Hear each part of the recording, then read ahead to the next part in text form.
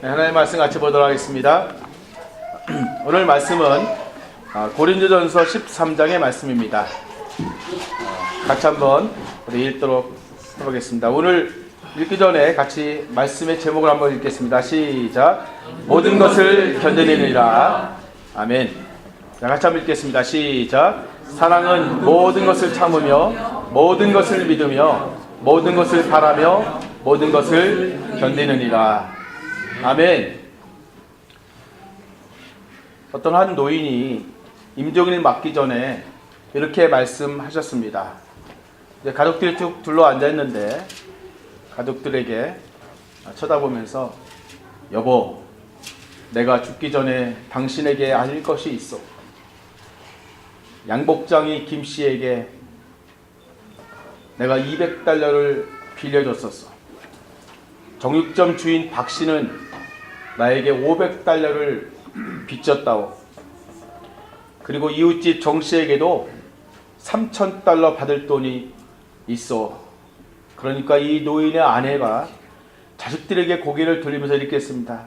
얘들아, 너희 아버지가 얼마나 대단하신지, 얼마나 대단한 양반인지, 돌아가시면서까지 누가 얼마의 돈을 빚지고 있는지를 생각할 수 있으니 정말 대단한 거 아니겠냐. 근데 그때 노인이 또 계속해서 얘기를 했습니다. 그리고 여보, 내가 우리 땅 지주에게 10,000달러를 빚지고 있다는 것도 알고 있기를 바라오. 그랬더니 그 아내가 또다시 자녀들에게 얘기했습니다. 얘들아, 이제 너희 아버지께서 헛소리를 하시는구나. 여러분, 사람들은요, 자기가 듣고 싶은 말이면은 그것을 귀를 쫑긋하고 옳게 생각하고 귀담아 듣지만, 만일에 자기가 듣고 싶지 않은 말이라면 그러면 잘 듣지 않고 그거하고는 별로 상관치 않으려고 하는 습성이 있습니다. 이것이 바로 우리 인간의 이기적인 모습이라고 말할 수가 있겠습니다. 근데 여러분, 우리 성숙하지 못한 이 미성숙한 사람들은요, 나이가 들어도 이렇게 이기적인 마음을 버리지 못하는 것입니다.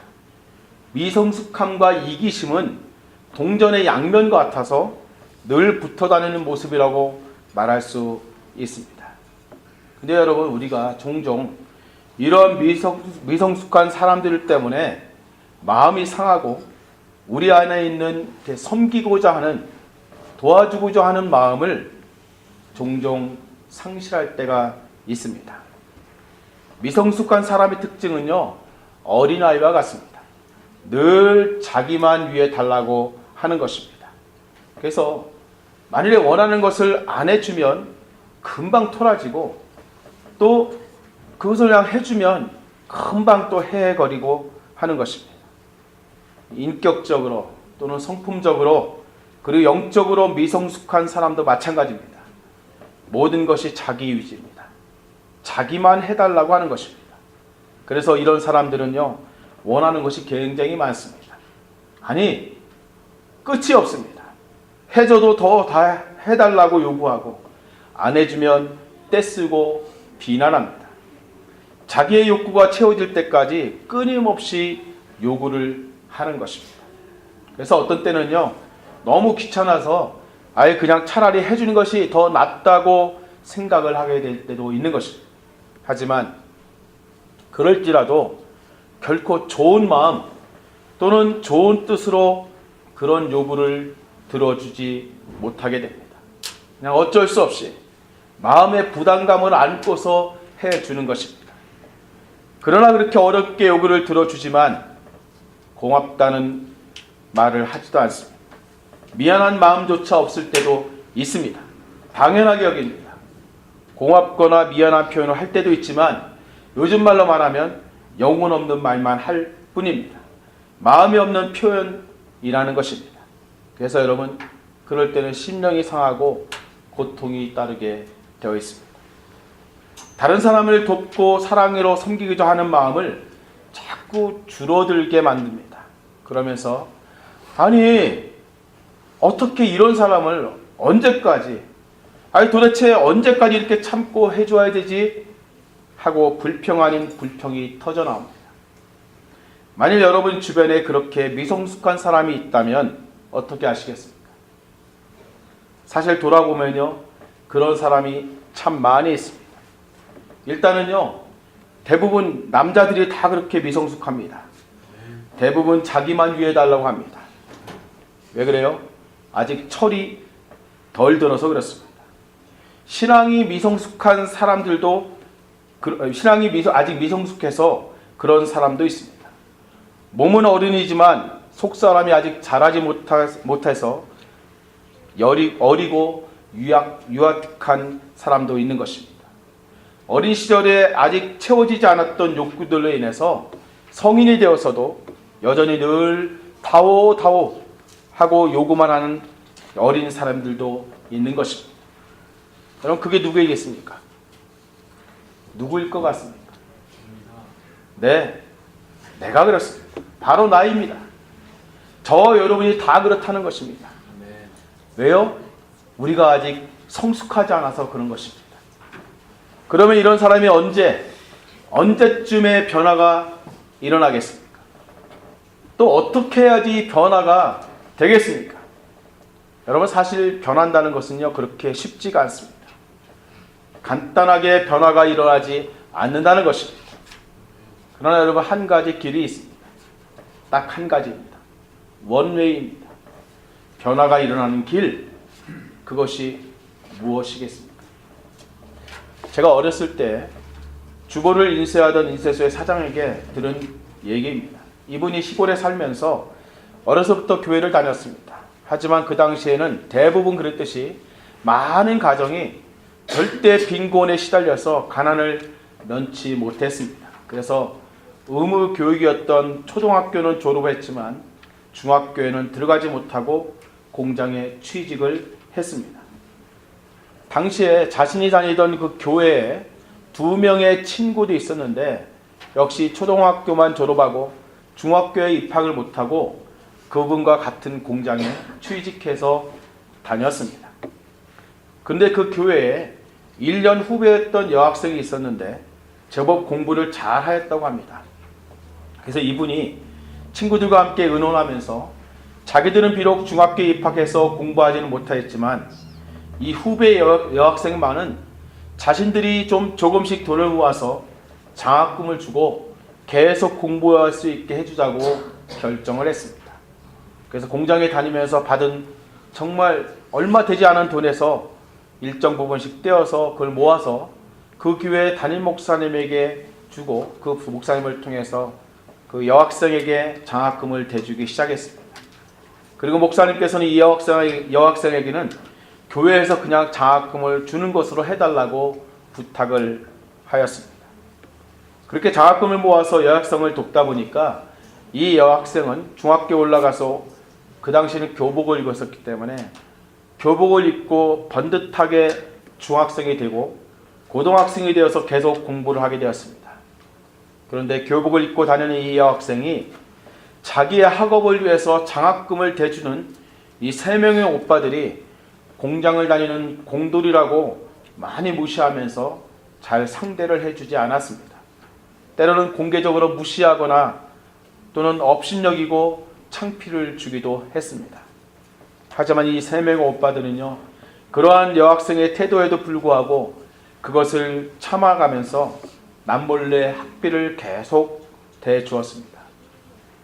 오히려 교복을 입고 학교를 다니면서 열심히 공부하는 그 여학생을 바라보는 것만으로도 마음 뿌듯하게 여기고 자랑스럽게 생각하였습니다.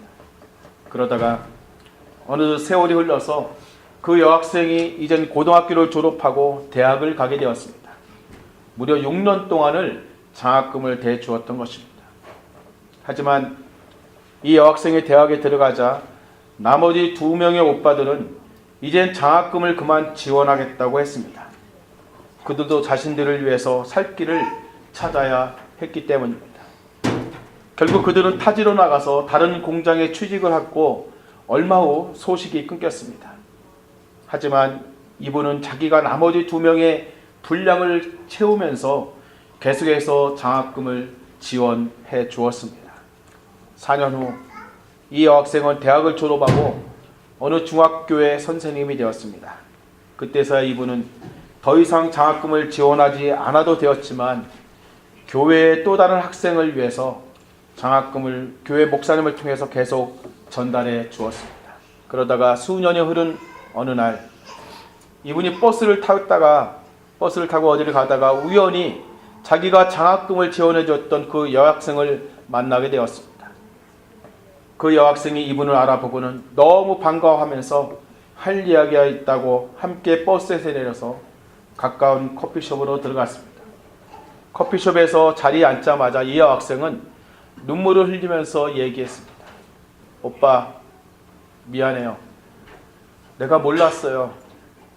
오빠가 나의 학비를 그렇게 오랫동안 남몰래 대주었다는 것을 저는 정말 몰랐어요. 그런데도 저는 오빠를 그렇게 무시하고 못되게 창피를 주곤 했었어요. 대학을 졸업하고 몇 년이 지나서야 목사님께서 말씀해 주셔서 저는 오빠가 저를 오랫동안 도와주었다는 것을 알았어요. 오빠 미안해요. 정말 미안해요. 저를 용서해 주세요. 그리고 정말 고마워요. 오빠는 제가 평생 잊지 못할 사람이에요. 제가 오빠에게 받은 그 은혜를 갚기 위해 이젠 저도 제가 가르치는 학교의 학생 3명을 남몰래 장학금을 후원하고 있어요. 저도 오빠처럼 사랑에 실천하는 사람이 되려고 노력하고 있어요.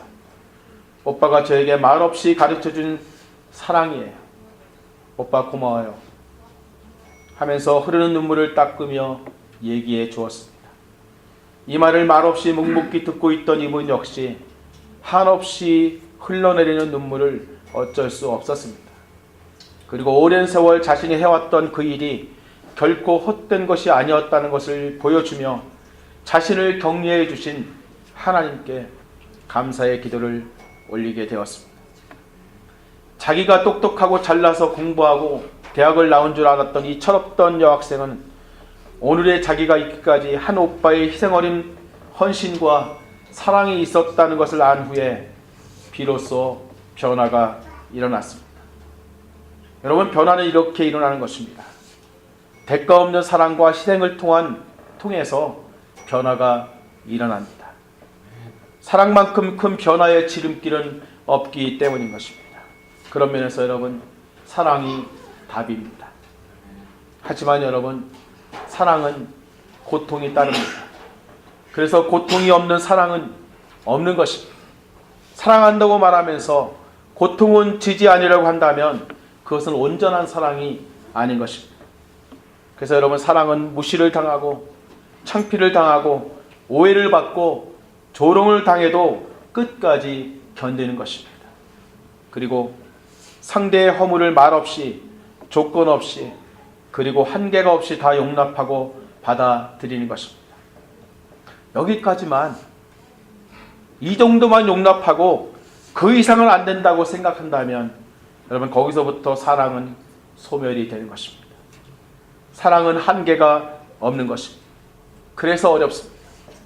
많은 사람들이 여기까지만, 그 이상은 안 돼, 그런 사랑을 하고 용납을 합니다. 그래서 사랑이 왜곡됩니다. 내가 설정한 그 경계선을 넘으면 그동안 참아왔던 모든 것을 다 쏟아놓습니다. 그동안 용납해왔던 것까지라도 다 비난의 도구가 됩니다. 아니, 내가 이렇게까지 했는데 라면서 자기의 의를 드러냅니다.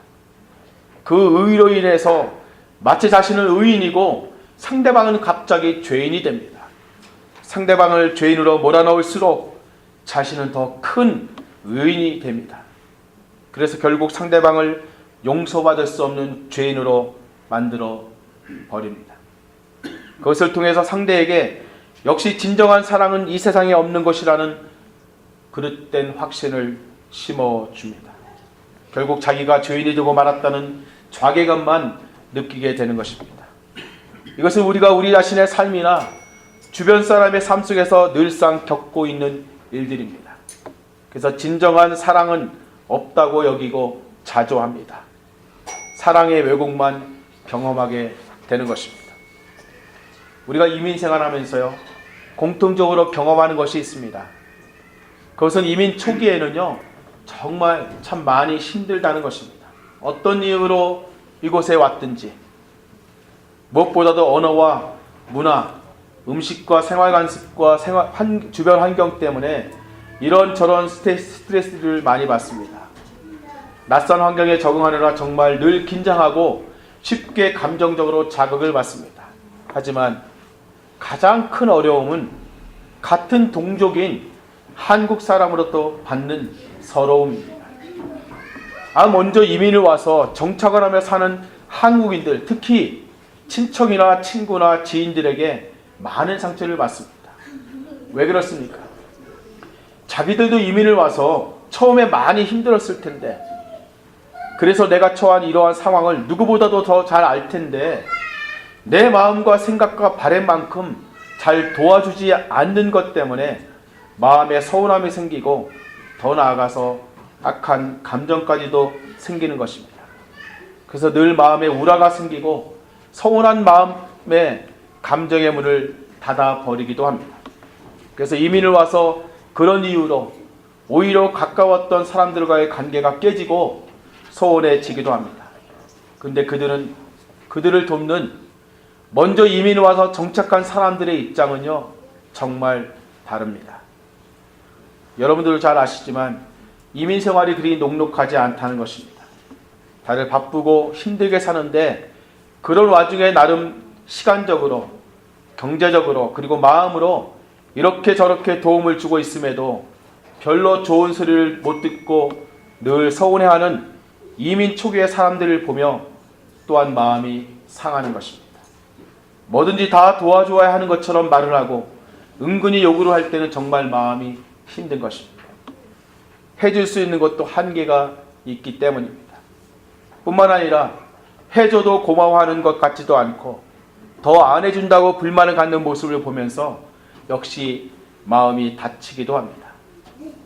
또 시간이 지나서 그런 사람이 이제 좀 살만해지고 정착이 되고 나면 자기는 아무것도 도움을 받은 것이 없다고 말하고 은근히 사람을 피하는 것 같고 등을 돌려버리는 모습을 보면 더 이상 사람들을 돕고 싶지 않다는 마음이 들기도 하는 것입니다. 마음에 깊은 상처를 갖기도 합니다. 냉정해지는 것입니다.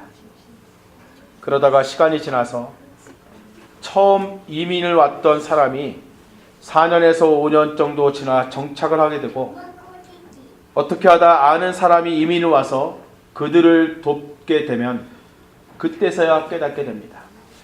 아무리 도와주고 애를 써도 서운하다 하고 잘 안 도와준다고 불평하는 그들을 보면서 몇 년 전 자신의 모습을 보게 되고 이젠 정착을 했지만 그래서 생활에 조금의 여유가 없이 분주하게 살아가면서 틈틈이 힘겹게 이민 초기에 정착민을 돕는 자신의 모습 속에서 그때 자기를 도와줬던 그 사람도 바로 이와 같았겠구나 하는 깨달음을 갖게 되는 것입니다. 그 사람도 그럴 수밖에 없었다는 것을 깨닫는 것입니다. 그리고 오히려 그런 상황 속에서도 나에게 많은 도움을 주었다는 것을 알게 됩니다. 그러면서 자신이 좀 미성숙했다는 것을 반성하는 것입니다. 그래서 미안한 마음이 들고 언젠가 기회가 되면 이런 마음을 나누며 사과하고 뒤늦은 고마움도 표현하게 되면서 서로 화해도 하게 되는 것입니다. 그 입장을 잘 몰랐기 때문입니다. 하지만 자신이 뒤늦게 그와 같은 입장에 처해보면서 상대의 입장이 어떠했는지를 깨닫고 알게 된 것입니다. 성도 여러분, 내가 섬기지 않으면, 내가 도움을 주지 않으면 우리는 잘 모릅니다. 그저 비판만 하게 됩니다. 불평만 하게 됩니다. 그러나 여러분, 내가 직접 섬기고 도와줄 때 그때 변화가 일어납니다. 사람이 언제 변화될 수 있습니까? 도움을 받았던 사람이 도움을 주게 될 때, 섬김을 받던 사람이 섬김을 하게 될 때, 여러분 그때 변화가 일어나게 되는 것입니다. 도움을 주고 섬기는 것이 이런 입장이라는 것을 스스로 경험하고 알게 될 때 그때 변화가 일어납니다. 도움을 받을 때는 절대 모르는 그 입장을 도움을 주는 입장에 서게 될 때 그때서야 깨닫게 된다는 것입니다. 그러므로 성도 여러분, 우리가 누군가에게 도움을 줄 때, 누군가를 섬기려 할 때 꼭 기억해야 할 것입니다. 기억해야 될 것이 있습니다. 언제까지, 어느 정도 선까지 섬겨야 하나, 언제까지 어느 정도 도움을 줘야 하나, 얼마를 용납해야 하나, 여러분 고민하지 마시기 바랍니다. 언제까지 해야 합니까? 어느 정도까지 해야 됩니까? 상대가 내 입장이 될 때까지입니다. 그때까지 해야 변화가 일어납니다. 그래서 사실 여러분, 이것은 내가 죽는 것입니다. 내 자아가 죽는 것입니다. 그래서 결국 내가 죽을 때까지 하는 것입니다. 그래서 여러분, 쉽지 않지만 섬김을 통해서 우리는 내가 죽는 것을 경험하게 되는 것입니다. 내 자아가 철저하게 죽는 것을 경험합니다. 여기까지 가야 진정한 섬김이고 온전한 섬김이라고 말할 수 있을 것입니다. 그럼 부모는요, 자식이 부모가 될 때까지 속이 뒤집어지고 자식과 연을 끊고 싶을 때가 있을 정도로 정말 힘들고 괴로운 시간과 과정을 보내기도 합니다. 그러나 그 자식이 부모가 되어서 자식을 키워보면 알게 되는 것입니다. 그때까지는 죽었다 깨어나도 잘 모를 수밖에 없습니다. 그러니 어떻게 해야 됩니까? 기다려야 됩니다. 참아야 합니다. 그 자식이 부모가 될 때까지, 부모의 마음과 속이 어떤지를 알 때까지 참고 인내하며 그저 받아주어야 합니다. 100마디 말을 하고 아무리 설득하여도 여러분, 부모의 마음과 그 심정을 이해할 수가 전혀 없습니다. 그래서 그 과정이 결국 자아가 죽는 훈련이 되는 것입니다. 여러분, 모든 이치가 다 마찬가지입니다. 남을 가르쳐봐야 내가 배울 때 어떠했는지를 알게 됩니다. 가르침을 받을 때는요, 가르치는 일이 얼마나 어렵고 힘이 드는 일인지 잘 모릅니다. 언젠가 자신이 가르쳐봐야 가르치는 일이 그만큼 힘든 일이라는 것을 깨닫게 되는 것입니다. 교회에 그저 교인으로 다닐 때는요, 교회 리더가 되어서 교회를 이끌어 간다는 것이 얼마나 고되고 어려운 일인지를 잘 모릅니다. 교인들이 그저 아무 생각 없이 내뱉는 말이나 태도가 교회 리더들에게 얼마나 큰 영향을 준다는 것을 잘 모릅니다. 작은 비판이나 험담 하나에도 가슴앓이를 앓고 고통을 받을 수도 있다는 생각을 아마 전혀 못할 것입니다. 가난해서 봐야 없는 사람, 가난한 사람의 입장이 어떠한지를 이해하게 됩니다. 시험에 떨어져 봐야 학교에 못 간 사람의 입장을 이해하는 것입니다. 취직을 못 해봐야 백수의 심정을 이해하고, 개척을 해봐야 작은 교회 목사의 입장을 이해하는 것입니다. 뿐만 아니라 며칠만이라도 살림을 해봐야 아내의 입장을 이해하고, 밖에 나가서 돈을 벌어봐야 남편의 입장을 깨달을 수가 있는 것입니다. 요즘 아마 이학중 형제님은 아내의 입장을 충분히 이해하고 있을 것 같습니다. 그렇습니까? 예. 그러므로 여러분, 그때까지는 잘 참고 인내하고 기다려 주어야 됩니다. 도와주려면 그 사람이 남을 도울 수 있을 때까지 도와줘야 하는 것입니다. 그러면 언젠가는 그 사람도 나의 입장을 이해할 날이 오게 될 것입니다. 그럴 때 그것이 사랑이었다는 것을 깨닫게 됩니다. 진정한 사랑이 무엇인지 알게 되는 것입니다. 그래서 그 사람 역시 동일하게 다른 사람을 사랑으로 섬길 수 있게 될 것입니다. 100마디 말이 아니라 실천으로 보여준 그 사랑 때문에 말입니다. 그래서 여러분, 이기적인 사람에서 이타적인 사람으로, 요구하는 사람에서 주는 사람으로 변하게 됩니다. 미성숙한 사람에서 성숙한 사람으로 달라지게 되는 것입니다. 결국 사랑이 사랑을 낳게 됩니다. 그래서 성경은 우리에게 이렇게 말씀하고 있습니다. 같이 한번 또 읽어볼까요? 오늘 본문의 말씀입니다. 시작. 모든 것을 바라며 모든 것을 견디느니라. 아멘. 그러므로 여러분, 변화는 사랑에서 시작이 됩니다. 사랑은 주는 것입니다. 사랑은 기다리는 것입니다. 사랑은 용납하는 것입니다. 사랑은 참아주는 것입니다. 사랑은 상대가 변할 때까지 끝까지 인내하며 같이 가는 것입니다. 근데 성도 여러분, 그것은요, 결국은 내가 변하는 길이라는 것을 여러분 알고 계십니까? 그게 바로 내가 변하는 길인 것입니다.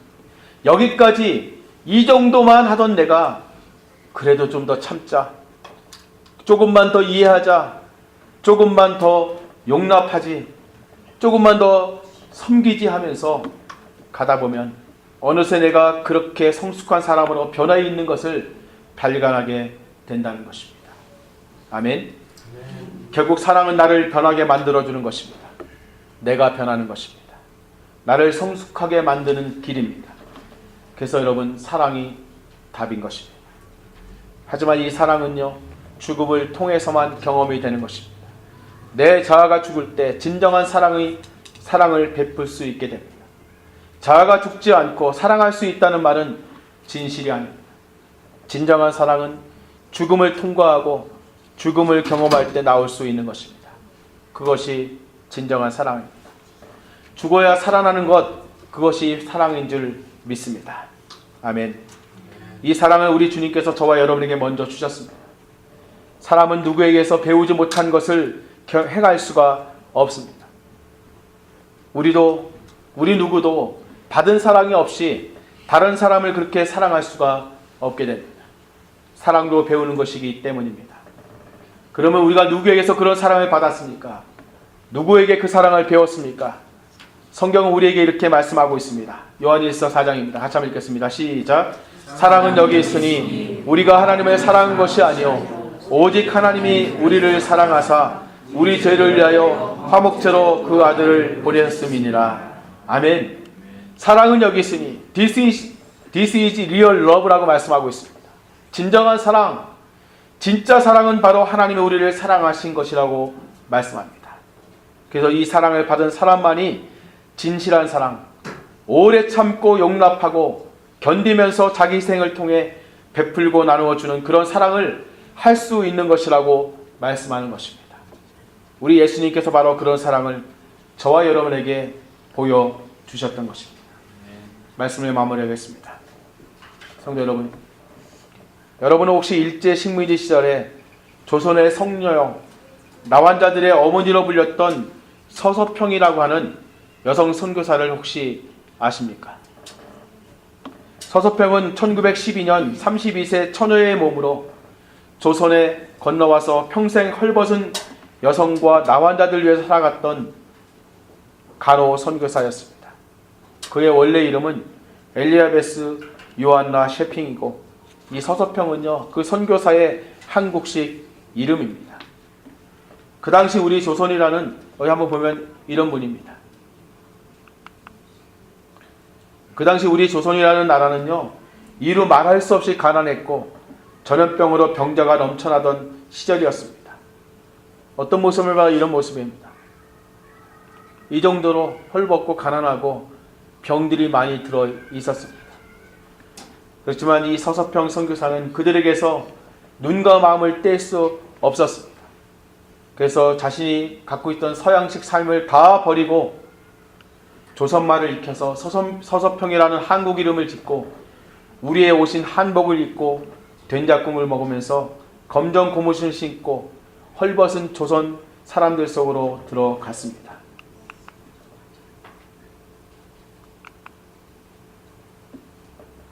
당시 선교사들에게 주어졌던 식비는 하루에 3원이었습니다. 그러나 서서평 선교사는 식전으로 허기를 채우고 나머지는 어려운 사람들을 위해서 다 썼습니다. 거린들을 데려와서 씻기고 옷을 사입히기도 하고 나환자가 버렸던 어린아이를 수양아들로 삼기도 했습니다. 그 옆에 있는 아이가 바로 수양아들입니다. 그렇게 데려다 키운 아이가 14명이었습니다. 아기를 낳지 못해 쫓겨나가서 오갈 데 없는 여인들 38명을 거두어서 보살폈습니다. 한 번은 병원 앞에 버려진 아기를 어느 집에 맡겼는데 잘 키우겠다는 약속과 달리 술 심부름을 시키는 것을 보고 그동안에 그를 길렀던 양육비를 다 그 사람에게 주고 다시 데려와서 기르기도 했습니다. 나중에 이 서서평이 지금의 한일 장신대의 전신이 되었던 2일 성경학교라고 있습니다. 지금 이것은 1932년에 성경학교 졸업식 사진입니다. 그 학교와 오늘날 대한간호협회의 전신이었던 조선간호부회를 세운 것이 바로 이들을 자립을 돕기 위해서 했던 것입니다. 낯선 땅에서 고통받는 사람들을 내 가족처럼 보살폈던 이 서서평은요, 태어나자마자 아버지를 잃고 어머니마저서 집을 떠나서 할머니 품에서 자랐습니다. 나중에 조선에서 헌신하다 휴가를 얻어 잠시 미국에 갔을 때 그는 어머니를 만났습니다. 그러니까 안 만나는 사람이가 왔어요.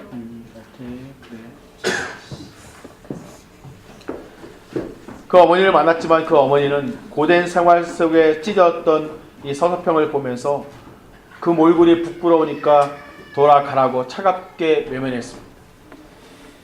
그러나 그럼에도 불구하고 이 서서평은 조선 땅에서 사랑이 필요한 이들의 마음을 누구보다 깊이 헤아리고 돌보아 주었습니다. 나중에 서서평 선교사가 22년간의 조선 생활을 마치고 1934년 6월 26일 새벽 4시 풍토병과 영양실조로 이 세상을 떠날 때 남겼던 것은 강냉이 가루 2호, 현금 7전, 반쪽짜리 담요 뿐이었습니다. 거적대기를 덮고서 자는 거지에게 담요 반쪽을 찢어주고 남은 반쪽으로 가냘풀 몸을 가린 채 그는 눈을 감았던 것입니다. 그녀의 장례식이 열렸을 때에 서서평 선교사의 장례 행위를 뒤따르던 수천 명의 사람들이 통곡하면서 한 목소리로 외쳤습니다. 어머니, 어머니 하면서 그 선교사의 뒤를 따라가면서 외친 것입니다. 나중에 그녀가 누웠던 곳에서 발견한 글에는 다음과 같이 쓰여 있었다고 합니다. Not success, but service. 성공이 아니라 섬깁니다. 그녀는 자기 희생으로 끝까지 섬김의 삶을 살다가 주님의 품으로 간 것입니다. 그리고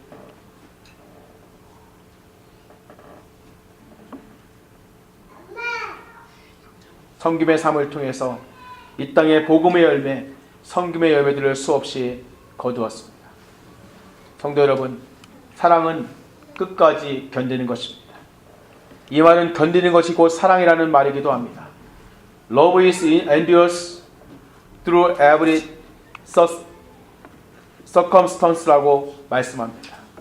이것은요, 여러분, 어떠한 상황 속에서도 모든 상황 속에서 참고 견디는 것, 그것이 사랑이라고 말하는 것입니다. 언제까지입니까? 언제까지 말입니까? 끝까지입니다. 열매를 볼 때까지, 변화가 일어날 때까지입니다. 혹시 여러분들 중에 내가 여기까지만 참자, 여기까지만 용납하자, 여기까지만 기다려주자라고 마음 먹고 있는 분이 혹시 계십니까?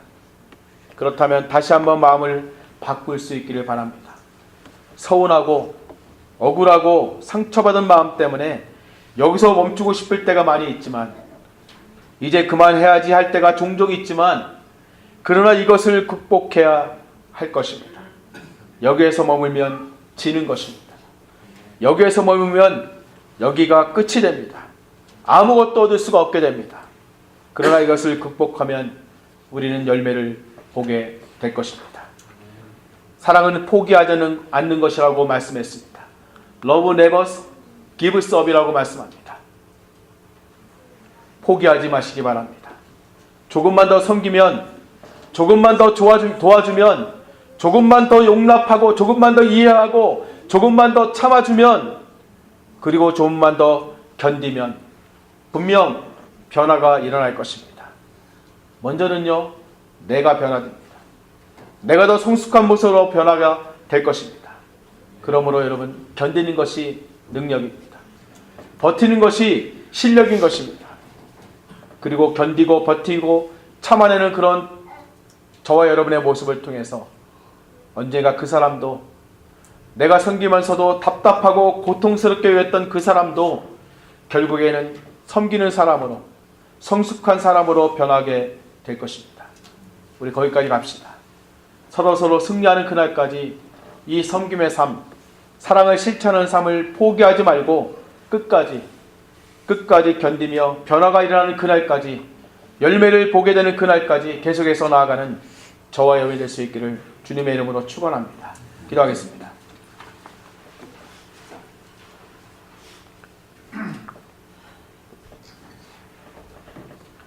여러분, 언제까지 참고 있습니까?